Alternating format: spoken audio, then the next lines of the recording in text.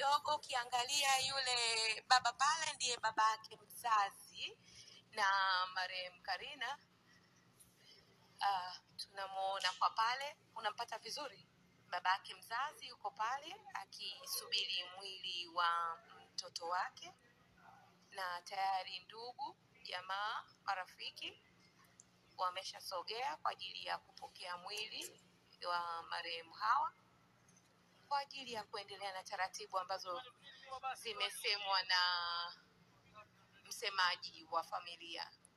Tayari wameshaingia ndani kwa ajili ya kubeba mwili uweze kutoka hapa nje na kuelekea nyumbani Magomeni. Kama nilivyowaambia hapa airport,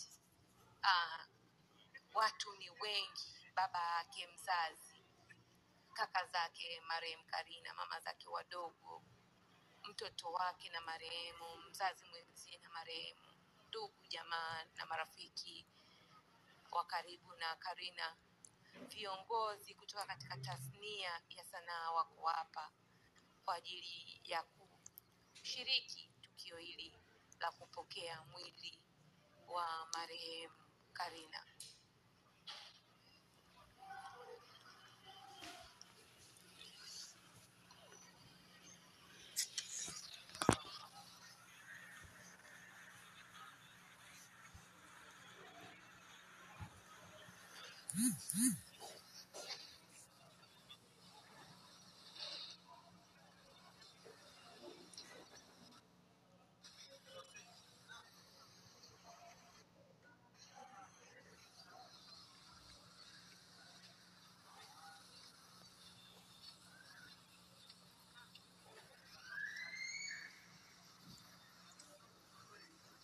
Mtazamaji wa Global TV, tayari mwili wa marehemu Karina ndio huo umeshapokelewa na familia, ukiwa unaelekea katika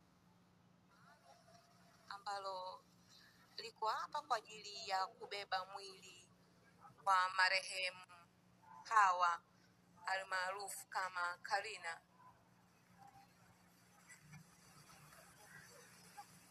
Sawa.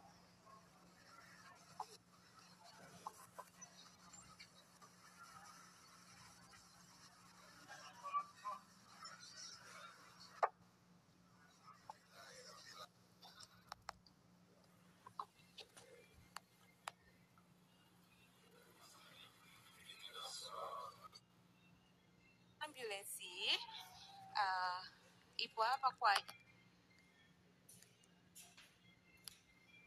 nyumbani kwao Magomeni, ambako mama yake mzazi yuko pale pamoja na familia yake, na kesho asubuhi kwa mujibu wa msemaji wa familia, taratibu zitaanza saa 2 kamili kuelekea Masjid Maamur pale Panga.